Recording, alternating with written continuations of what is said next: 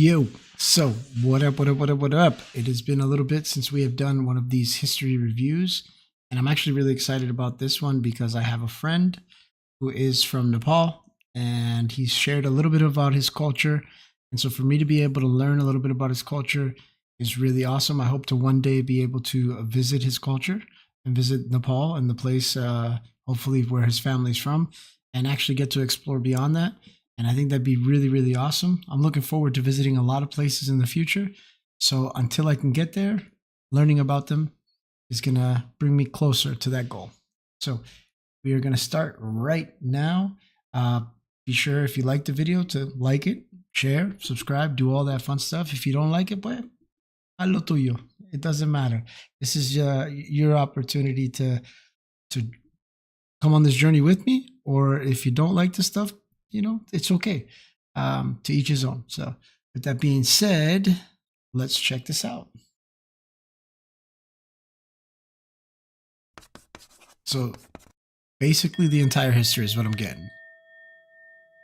I already love the patterns. And the bell. The Federal Democratic country of Nepal has had a very interesting history. Wait. Where did the entire Indian plate go? Oh, it's just down here as a part of the supercontinent Pangaea, and then it collided with the Tibetan Plateau to form the mountains. So didn't know that. If you were to meditate by the sea here and wake up a few 100 million years later, you'd be on top of a mountain, or crushed by the plates. Yeah, probably. Okay. First off, animation was really cool there, and I had no idea about that. So, but within the last 60,000 years, modern humans had already migrated to the Indian subcontinent. Oh, look, that's a civilization. Its technology is going to find its way here, and so are some people. Okay. You said that's a civilization. Can I please get a context of what civilization this is? Because I'm very interested. Some people who lived here were also like, hey, let's go there. And wow, it's a diverse civilization. Maybe someone should govern it. On it said Bhaktaman of the Gopal dynasty, who were originally... Okay, so 1520 BCE. That's when we're starting here. Cowherders and followers of Lord Krishna. I mean, quite literally, Krishna came to Nepal to defeat a demon and they just followed him here. And they probably also built a Pashupati temple located in the Kathmandu Valley. According to the Sri Puran, the valley was a pond and a bodhisattva by the name of Manjushri just sliced a gorge of a hill at Chobar and drained the water, and out came a habitable land with First off, sounds like a badass. You can just cut a mountain out and just let the water drain. Soil. The Gopal dynasty survived for over 500 years with just 8 rulers and were overthrown by the Mahishpals, who were also buffalo. Okay, first, the Mahishpals, no disrespect or nothing, but this guy don't look too tough. The other guy looked a lot tougher, man. What's going on here? Their achievements include being overthrown by the Kirats. But wait, who's that? A prince? Perry the prince? No, it's actually Siddhartha Gautam. I like the other hat better, by the way, not that little fedora he put on him. Who would later be known as Gautam Buddha, the founder of Buddhism and the light of Asia. Oh, and back here, the 7th Kirat king, Goli, is now mentioned in the Mahabharata, but then Yalambar, the 1st Kirat king, is also considered... Okay, what's this guy's name? Yalamber? Yalamber, the 1st Kirat king? Is it Barbarica? The man could finish an entire war in a minute. Okay, first off, that's some badass stuff right there. I want to write this down. Lambar. So I know I probably shouldn't be doing this right now while we're on stream, but I want to look into this guy because first off, the image that they portrayed looks really cool, and 2, you can stop a war in a minute. I want to know how. To be a portrayal of Barbaric, who's in the same war, so plot holes, I guess. But one thing is for sure, Kirats were very brave and fierce fighters. But apparently not fierce enough to win against the Soma dynasty, who overthrew them and then themselves were overthrown by the Lichavi dynasty. Oh wait, what's that? The golden age of Nepal? We'll take it. King Mandev, the first Lichavi king, introduced coins. Land measurements were introduced. They rebuilt the Pashupati temple along with many other temples. Foreign relations were... Okay, so Manandef is the guy responsible for this right now. thriving, especially art trade with Tibet, and they were succeeded by the Takuris in 816 AD. The Takuri king Gunagamadev had the temple of Kashtamanda built from a single tree. This is where the city of Kathmandu gets its name. He also started Indrachatra. Legend has it that god Indra, the lord of heavens, came down to earth disguised as a farmer to pluck some jasmines for his mother goddess Aditi, but was tied down by the locals who accused him. Okay, I just saw this guy in the Minecraft movie. All right, just saw him, and look at these dudes just pull up. I knew there was something weird about him. Of stealing the flowers. Only 8 days later, when his mother comes down looking for him and explains everything to the farmers, he reveals his true identity, and they let him go. The 8 days of Indra being here was celebrated as a festival. Okay, get down. All right, all right. Okay. Now, after a while, the Takuri kings decided to play a game of catch. First, the Rajput Takuris lost their kingdom to Nuwakot Takuris, but the Nuwakot Takuris again lost their kingdom to the Rajput Takuris, and Oh, so they're okay. I get what he's saying now. Mallas. Back and forth. Mallas brought in another bright age. That is, if you're willing to overlook the 1255 earthquake that killed a third of the population, including King Abhay. Oh, holy shit. 1505 earthquake of 8.9 magnitude, the Kathmandu invasion by Sultan Samsuddin Ilyas, and the implementation of the discriminatory caste system. Well, at least the architecture was amazing. The trade of art between Nepal and Tibet was also flourishing, and to the west was a really big kingdom named Khas. Wow, such a big kingdom, you might say. But then it broke off into not just a few kingdoms, but into 22 and 24 kingdoms. That would cause true stress to any system to be broken down from one big kingdom into that many kingdoms. Wow, the West is really dividing. I hope that doesn't happen to us. Jayasthiti Malla was the king who spent all his efforts trying to reunite all the towns under a single rule, only for his successors to undo all of it. The kings of these three kingdoms especially were not happy with each. First off, that kind of looks like a person with a beard. I'm just seeing right here, right? I'm seeing it's right here. I'm seeing a dude's beard right here. So interesting. Other. They constantly Looks like a king itself. And prove that the architecture of their city was better. Wow. Okay, so that seems like that would cause a lot of innovation, right? If these three places are trying to just outdo each other with architecture. So I'm assuming very, very beautiful architecture was done within these three places. The West is really dividing. I hope that doesn't happen to us. If you look at this map and go, there are so many tiny kingdoms. I wish someone just came along and annexed them into a single kingdom. Well, I have just the guy for you. Let me tell you about Prithvinarayan Shah of Gorkha. From a young age, Prithvinarayan Shah. And was like, we must unify and form a true Hindu kingdom. All right. I'm going to have Views actually pop this up. And the animations are fire. Views pop this up. I actually have a sweet mustache to compete with this guy's mustache. Not currently today, but I'm going to pull it up, man. You guys can see for yourselves. Under my rule. I am intrigued. Tell me more, you say. He started his annexation campaign in 1743 by invading Nuwakot so that he could invade Nepal Mandal next. His father There's the king there. Nuwakot once but failed, so when he tried to invade Nuwakot, he also failed. Like father, like son. But in First off, super hilarious having the hearts and losing the hearts. Very video game like. Love it.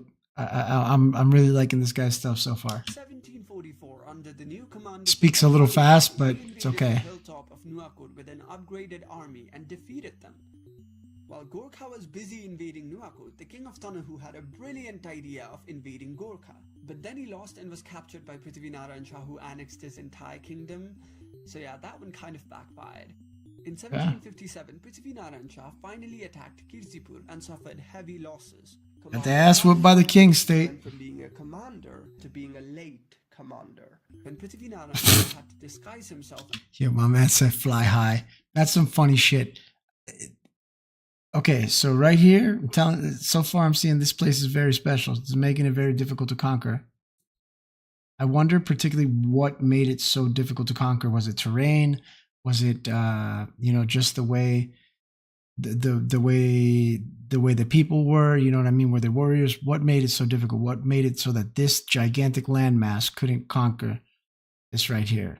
You know, because obviously, usually you got that much land, you got a lot of people with it. That's not always the case, but potentially. as a saint to escape. Oh, it's about to now get he dark. decided to take Makwanpur and other Okay. principalities that surrounded the valley from all the other directions before attacking the valley. Okay, so that makes a lot of sense. This is a way that I see for him to starve these guys out, right? So if you can't conquer this particular area, you go all the way around it and you make sure you cut off all the resources.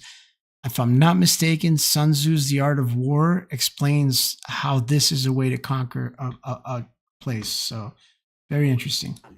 He defeated Makwanpur in 1762 and then he cut off all the trade routes in an attempt to starve the population. But despite the blockade, when he attacked Kirtipur for the second time, he again lost. He lost. It's like sympathetic. That's terrible. A nobleman of Lalitpur betrayed his own kingdom by letting the Gorkhalis into the town. Ah. Noble of him, was it? And then Prithvinarayan Shah finally took over Kirtipur, after which he cut off the noses of the civilians. Dozens of thousands of people had already died from the blockade, so by the time Prithvinarayan Shah attacked Kathmandu, the nobleman there had already switched to his side, so he conquered the city of Kathmandu as well. The king of Kathmandu fled to Lalitpur for refuge, and Prithvinarayan Shah soon followed, and after they were threatened to have their noses cut off, Lalitpur surrendered, and both the kings of Kathmandu and Lalitpur fled. That's got to be like the most painful thing, to have these guys looking, you know, cut somebody's nose off, have them looking like the zombie guy from Fallout. That's not cool, man. To Bhaktapur, after which Prithvinarayan Shah also soon followed and attacked Bhaktapur. Now that I think about it, it may seem like Prithvinarayan Shah had a nose fetish. I was thinking the same thing, not gonna lie. I mean, losing a nose was just a sign of shame. And even if he did, we wouldn't judge him for having a fetish. Oh wait, no, furries exist, right? Three Shah kings of Yo, fam, I don't want to touch that subject, but all I gotta say is this guy's funny. Stood against Prithvinarayan Shah for a final battle, but betrayed by its nobles. Bhaktapur too fell. This marked the fall of the Shahas. Okay, all right, so the Shahs fell. The king of Kathmandu was shot. Tej Singh Malla, the king of Lalitpur, was chained to death, but King Ranajit Malla of Bhaktapur was allowed to flee because he was old. So it turns out there are benefits of being old. This was the newly formed kingdom of Nepal, even though it took a while to adopt that name. Few etymologies of the word Nepal are as follows. It could have been derived from the Newari word Nepal, which was their name for Kathmandu. The people of Gopal dynasty were also called Nepal. The word Nepala in Sanskrit means at the foot of the mountain, so maybe it originated from there. There's also a myth about Prithvinarayan Shah that when he was on his way to Kathmandu, he came across an old sage and he gave the sage some curd to eat. The old sage ate it and then regurgitated it back on Prithvinarayan Shah's hand. Sounds gross. Prithvinarayan Shah was like, oops, and then threw it away and it landed on his feet, which apparently he was supposed to eat. I mean, who in their right mind would just unhesitantly devour someone else's projectile vomit that... I feel like a joke's coming, but sounds super gross. How about we just stick with the people of the bottom of the mountain? Landed on your hand. But I also wouldn't want to underestimate the idiocy of few creeps on the internet who would call it that delightful breakfast. That's disgusting. Well, the point is, Prithvinarayan Shah threw it away, and the sage then explained that if he had eaten the curd, his wishes would have come true, but now that he threw it away with pride, and it landed on 10 of his toes, after 10 generations, his dynasty would fall. If that comes true, that's kind of creepy. He annexed the Kirat kingdom Todandi to Nepal before dying at the age of 52. He was young. As per ritual, all 4 of his wives had to commit sati by sacrificing themselves by jumping onto the fire of his burning body. Just a reminder that it took us until 1920 to ban sati in Nepal. That seems super, super, super intense. You must have been very passionate for your husband, or very loyal to to having honor. But yeah, dog, you going down, man. I ain't going into that fire for you, homie. So yeah, Prithvinarayan Shah's eldest son became the king and soon died of smallpox. The throne was then passed on to his 2-year-old son Rana Bahadur Shah, whose mother governed the country as a regent. Now his uncle Bahadur Shah and his mother Rajendra Lakshmi, along with having a sweet beef with each other, also extended the unification campaign by annexing other Chaubise and Baisi kingdoms. And Prithvinarayan Shah was a forward thinker. but Okay. apparently not forward enough to figure out that the Kathmandu Valley blockade during his unification campaign would cause a domino effect that might just have been the root cause of a war with Tibet. You see, Nepal Bundle provided Tibet with its silver coins, but because of the blockade, the quality of silver coins went down significantly. Tibetans obviously were not happy with this treachery, so Nepal and Tibet were no longer besties. They wanted Nepal to replace the impure coins with pure ones, which Nepal, being a new nation, still invading other smaller nations, just couldn't afford. Makes So you know sense. what they did? They went to war. Twice. The One. first Nepal-Tibet war was caused over the dispute of the silver coins, which Nepal won, and they signed the Treaty of Kirung. Okay. Then the second war was caused by the dissatisfaction over the Treaty of Kirung itself, among other factors. And this time, due to the involvement of Chinese Qing dynasty, Nepal lost. Oh, The Qing dynasty made Tibet compensate the Nepalese merchants that they had invaded, and they also got Nepal to pay tribute to them, in return for which they would help Nepal defend against any external aggression. Guess how that went? The 2-year-old King Rana Bahadur Shah soon grew up and jailed his own uncle Bahadur Shah till death, and he also married a total of 4 times. One of his wives was Kantavati Cha, a Maithili Brahmin widow, who he had married in the condition that he would make their son the heir, disregarding the ones older than him. And due to the difference in their caste, their son would be half-caste, and a half-caste as their king was already a big no-no for the people at the time. So after they had their son Girwan, he abdicated the throne for their 1-year-old son with his first wife Rajrajeshwari. Oh, he's causing some bullshit, bro. Peace out, and became a saint with his favorite wife Kantavi Chan. He was living his life with his wife, but then she soon died of smallpox, after which Rana Bahadur's sanity also said peace out and took a hiatus. He then unsuccessfully tried to re-establish his power as a royal, but was forced to exile to Varanasi with his first wife Rajrajeshwari and his bodyguard Bhimsen Thapa, among few others. So in the end of the day, the ex-wife was the one that got the last laugh. Excuse me. That is actually really, really funny. And that sucks. Second wife, Subarnaprabha, acted as the regent back in the capital. Okay. Bahadur Shah lived like a wealthy ex-king in Don't know why I don't like this picture. 1, the man has breasts. 2, it looks like he's got an owl on his chest right now, kind of looking at me funny, or somebody who's a little too bright-eyed. Potentially looks like the dude from the Trailer Park Boys, like those round circles, man, look like the Trailer Park Boy glasses. I don't know, man. Like that Bubbles guy, it ain't right. Varanasi, except that he was not wealthy and put Nepal in a huge debt to the British. Rajrajeshwari, fed up with her husband, left him to go back to Nepal, where she soon regained her authority as a regent. The 2 wives of Rana Bahadur Shah were the 2 acting authorities, and also had a sweet beef between them. Oh shit, let's get this rap battle going. Victorious, after which the British broke their ties with Nepal, allowing Rana Bahadur Shah to return and exert his authority. Even though Rana Bahadur came back, his sanity... My man's lucky his wife even took him back at that point, but I'm assuming it's a different time, so... He never did. After gaining substantial power, he started plotting against everyone who had sided against him. Makes sense. Mulkaji Damodar Pandey, execute him. Mulkaji Damodar Pandey's 2 sons, execute him as well. But your highness, they're innocent. I said execute them. Okay, so that process seems super barbaric, but at the same time, it's kind of understandable in the position of you kill one of mine, eventually I'm going to come back and get you. And so I'm assuming that in those times, they were just trying to make sure that that didn't happen. That's probably why they wiped out these lineages, so that that couldn't happen. It's just like I guess like some extra insurance. Pretty crappy, but extra insurance is what it seems like. He went as far as to exiling smallpox-affected citizens out of Kathmandu to not let King Girwan kind of makes sense during the smallpox outbreak. To say Rana Bahadur Shah's decision-making skills were questionable would be an understatement. He would go on to make another tiny bit of mistake of threatening to execute his own half-brother, Sher Bahadur Shah, who then stabbed him to death, and then himself got killed by a man named Balnar Singh Kunwar. The death Hey, of who's this Rana guy? Shah caused Bhimsen Thapa to plot a massacre. He had all the members of Sher Bahadur's faction killed. He also Told killed you. his own potential threats and left their bodies at the bank of Vishnumati River the night of any funeral rituals. Okay, so that seems super disrespectful to deny people of funeral rituals, but my man was letting them know that he was the guy. This would be known as the Bhandarkal Massacre of 1806.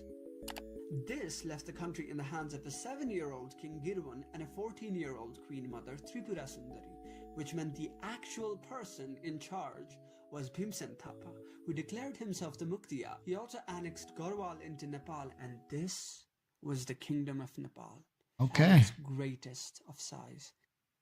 But our misfortunes had only just begun, and Oh, it came in okay. the same form as it did for countless other countries in the world, the British.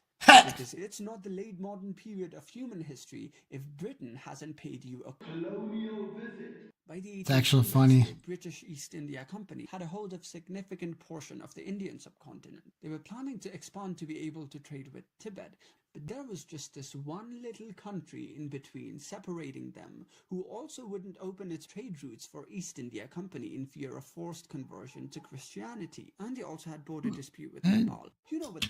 That makes sense, right? You want to hold true to your values, and you obviously see these people are coming with colonialism. So if you don't want to do that, you just don't open your routes. Makes sense. That means it's wartime, baby. On this side of Okay. the border, we have the newly formed country of Nepal, which Oh, I love this. couldn't gather any help and is struggling to keep itself afloat with an army of 11,000 people, including men, women, armed with limited guns, kukuris, and stones. And on the other side, we have East India Company representing the British Empire. Yep, armed that with was going to be tough to. 160 cannons. At first, the British would attack on 4 fronts. Major Marley with his 12,000 men and Major Wood with his 4,500 men would attack Makwan. Very subtle joke in that they're not matching up, man, for the time period, but they're just two guys who potentially look British. That's pretty funny. Pretty solid joke. Respectively, and both would retreat. So the war properly starts at Nalapani. General Gillespie with his 5,000 men attacked the Nalapani fort twice, which stationed 600 people under the command of Captain Balabhadra Kumar. Despite the power difference, See what this captain can do. the fort and General Gillespie died in the first attack. So they changed their approach. They cut off the water supply of the Nepali soldiers. And there it is again. You see, now you're cutting off supplies. All right, which is what I was saying. Once you cut off those resources, you make things very difficult in war. And on the third day of the supply being cut, Balabhadra and remaining 70 of his soldiers withdrew and emptied the palace. At Jaitak, Major Richard and Major Ludlow would attack from the north and the south, respectively, with a total of about 1,700 men. But they would soon retreat after losing about 300 men in just a single attack. They also cut off the water supply, but the Nepalese soldiers under the command of Ranajor Singh Thapa still held Jaitak. After the British attacked Almora in April of 1850, Bamshah, the governor of Kumaon province, surrendered. This cut off the communication of Malau and Jaitak from the main. Got it. So this is starting to separate Nepal again. 6,000 men attacked Malau. The Nepalese were overwhelmed by the British numbers, and Kaji Amar Singh Thapa reluctantly surrendered for himself and Ranajor Singh Thapa. After losing Kumaon and Garhwal, the British gave Nepal a 15-day ultimatum to ratify a treaty. Nepal failed to do so, and the British moved on with their second campaign. So you know what that means? It's time for round 2. This time, it would happen near the heart of the country. Colonel Kelly and Colonel O'Hara attacked from different directions, and This guy's choosing the worst pictures, back to man. Sindaliguri. The British did not attack further, and both parties agreed on a treaty. According to the Sugoli Treaty, Nepal would lose the plains lying between Kali and Rapti River, all open areas lying between Rapti and Gandaki River except Butwa, the Tarai between Koshi and Gandaki Rivers, plain lands stretching between Tista and Mechi, and all the territories east of Mechi and west of Mahakali. Like everything. That's what it seems like. Brave warriors who fought for the sovereignty of our country, that Nepal, though smaller, still stood independently. Let's go. Back in As viewers would say, Kathmandu, the lock in. announcement of the then dead Rana Bahadur Shah, who had exiled civilians out of the valley during the smallpox outbreak to prevent his son from contaminating it, his son, King Girvan, at the age of 19, died of smallpox. Everything comes full circle. Yo, the fact that the dude's explaining that, but he's kind of giggling, it makes me feel bad because like I want to laugh at the fact that he's giggling, but it's like, yo, bro, I feel bad that the dude even died of smallpox, man. He was succeeded by his son Rajendra Bikram Shah, who jailed Bhimsen Thapa, accusing him of poisoning his infant son and killing his father, King Girvan. Okay, so this guy got it. Being imprisoned, he heard a rumor about how his wife would be stripped naked and paraded through Kathmandu. Unable to bear the humiliation, Bhimsen Thapa, one of the most well-known national figures of Nepalese history, slit his own throat. You gotta Then he be overcome with grief. Failed to Oh, kill himself, so King Rajendra dragged Bhimsen Thapa's that sucks. almost lifeless bloody body throughout the streets of Kathmandu and then dumped it on the bank of Bishnumati River, denied of any funeral rituals, the same way Bhimsen Thapa had dealt with the bodies of the people he had killed in the Bhandarkal massacre of 1806. That seems fair. Except for Bhimsen Thapa's nephew, Mathavar Singh Thapa, who had fled to India, all the other Thapas were arrested and... Alright, I'll wait for it. Among them was Jung Bahadur Rana, the son of Balnar Singh Kunwar. Jung Bahadur's mother was a close relative of Bhimsen Thapa, so when he and his father lost their jobs, he for a part of his life went to Varanasi to find a job. Okay. And when Jung Bahadur returned from Banaras, both his wife and son were dead. Dang. Just a chance encounter, and his whole life was about to change for great. Jung Bahadur just so happened to accompany King Rajendra on his trip to Tarai, where the king, impressed by his bravery, made him a captain. Okay. And there he became a bodyguard to the crown prince, then the king's bodyguard, and then a Kaji. Unfortunately, Jung Bahadur's cousin had been sentenced to death. Fortunately, the prime minister was Jung Bahadur's uncle, Mathavar Singh Thapa, the very nephew of Bhimsen Thapa, who had fled to Banaras, but was later called back into the country and made the prime minister by Queen Rajalakshmi. She had done all... Yeah, she looks like Queen to Rajalakshmi. support her son's claim to the throne rather than the crown. Forgive me for saying it wrong. So Jung Bahadur asked for the prime minister to convince the queen to pardon his cousin from the death sentence, but the prime minister denied. Uh-oh, here comes the beef. Another very sweet Yep. Sadly, Prime Minister Mathabar then didn't support the Queen's son over the Crown Prince Surendra, so she had Jung Bahadur kill his own uncle. Oh, such a close, loving family. This was the court massacre where Jung Bahadur and his brother shot the Prime Minister the royal and last 40 name. other It's members almost of feared. his court. Got it. The Queen then made Jung Bahadur the Prime Minister and asked him to make her son the heir to the throne. But surprise, surprise, Jung Bahadur doesn't support your son either. Poor woman. So this caused another delicious beef, so she tried to have him killed, but he found out about it and he went and killed a whole bunch of her co-conspirators and had her imprisoned, exiled the king, and made the crown prince Surendra the king. But only in name Surendra was a king. Jung Bahadur was the actual ruler, and now that Jung Bahadur was the ruler, he could no longer be bullied by the king into jumping from the most absurd places ever. He gave himself the title of Sridin, helped the British out during the Indian Mutiny, was rewarded with the return of some portion of the land, and went to war with Tibet for the third time. Oh, wow. This crippling autocratic Rana regime started by Jung Bahadur. I want to know a little bit more about the head attire and why they chose to adorn their uniforms with that attire. But obviously, this is the big guy because he's the only one wearing those pants. The dark ages of Nepal. It is to be blamed And he's in the for center. Nepal's development in the current status. Ranas allied with the British, providing them with hundreds of thousands of Gorkhalis during both the World Wars. In the First World War, Nepal sent Britain a grand sum of £1 million to help them out, and in the Second World War, declared war against Germany in favor of Britain, sending over 100,000 soldiers to fight for the Allied forces. And Gorkhalis earned a considerable reputation as warriors. The Okay. Mulki Ain was also established with stated laws such as follows. The fifth point reads, if a person from an untouchable caste farts in the mouth of someone of a higher caste, they are to be fined 20 rupees. Bro, this dude found the worst law to joke about, bro. All right. And now I suddenly have an urge to go back in time and give them all 20 rupees.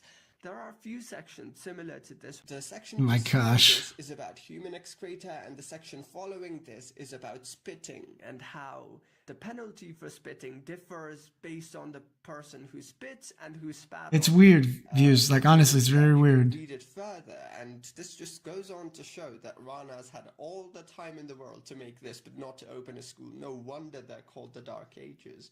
The autocratic Ranas feared that if their citizens went to school, they might just gain brain cells and learn to think for themselves. Okay.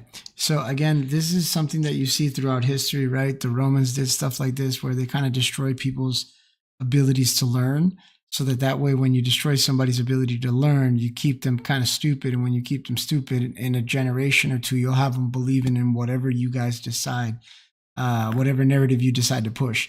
So not an uncommon practice. Kind of makes sense why they would do it, even though it's a shit move. So for the most part, only Ranas were allowed to go to a school. What happens if you speak against the Ranas, you ask? They exile you from life. When the British left, they refused to propose the idea of giving back our lost land. But then a movement came that turned countless patriots into martyrs and Nepal into a parliamentary democratic country. After 104 years, the Rana regime was finally overthrown. The parliamentary democracy established in 1950. Yo, my man right here, he's looking like he's about to drop the hottest album I've ever seen, bro. All right, the rest of the guys, this dude right here looked like he killed a few people, though. I'm just saying, like look at the way those knees sag right there. You know what I mean? It ain't easy being that short in life. I'm right there with you, player. I just want to let you know. This dude right here's got a military uniform on. The only one. A picture could say 1,000 words, right? But this dude right here, man, I'm telling you.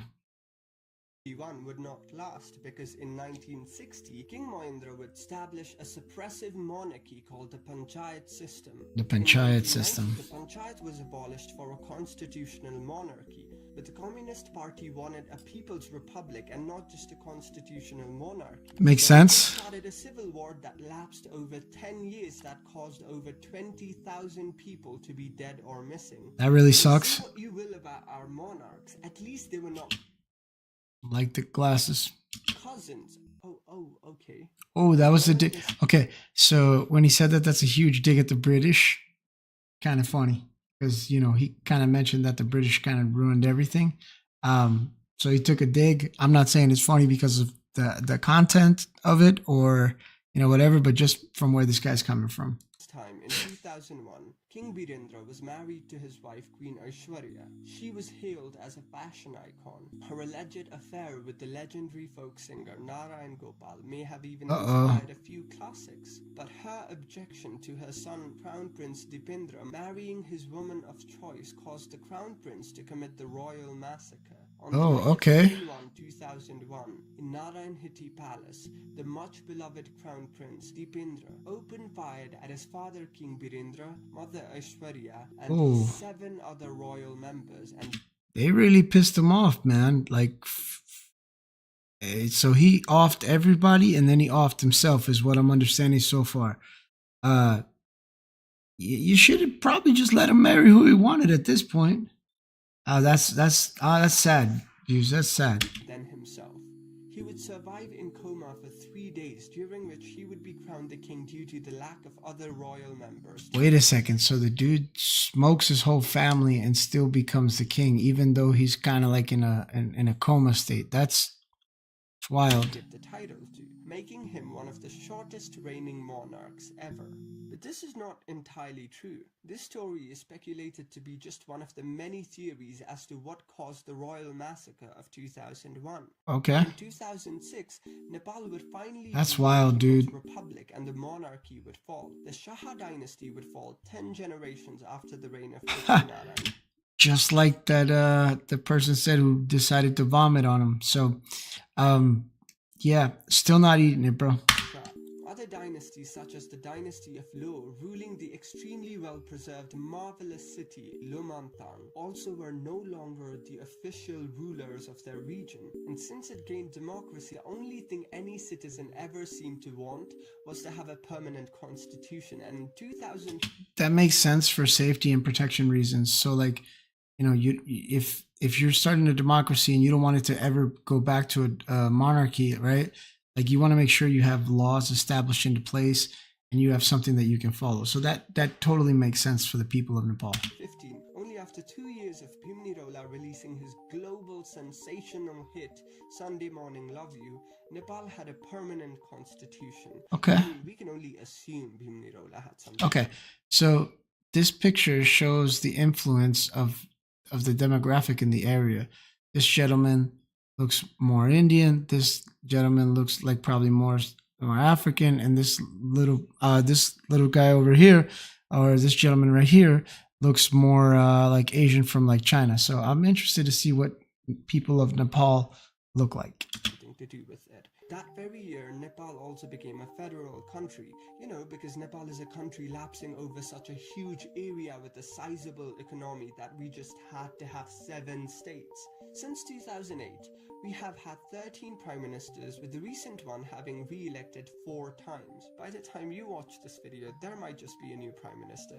The Nepalese people fought over hundreds of years of instability just to have even more instability. This is a heart-wrenching story about a once ambitious country that's now turned into a medium for politicians to feed on donations, a mere pawn in international politics. Yeah, it happens in our country as well. Have a happy ending. Our history is poorly recorded in our ancient artifacts, which if you want to check out, you can head over to the That's a bummer. of the British museums and other Western museums. Thank you for watching this video. All right, so very insightful. The guy moved fast because he was given a lot of information. There was so much there to unpack, so much stuff that I didn't know. I'd like to be able to slow things down a little bit so that I can learn how to pronunciate the names properly, so I'm not disrespecting anybody's culture. But yeah, this is really good stuff. I really enjoyed learning about it. Maybe I'll have the ability to see a few more of this guy's videos. I definitely liked how he used some video game elements, you know, to be able to convey his message. The thing with the king and everything, and the prince who smoked everybody, that's really, really dark. But, you know, it's a part of the history. And so in order for it not to repeat itself, you got to learn the history. So with that being said, muchas gracias. Thanks for watching, guys. I appreciate it. I got five people watching right now, which is really cool. I'm assuming we'll get many, many more on the VOD. So thank you, guys. Have a wonderful evening, and later.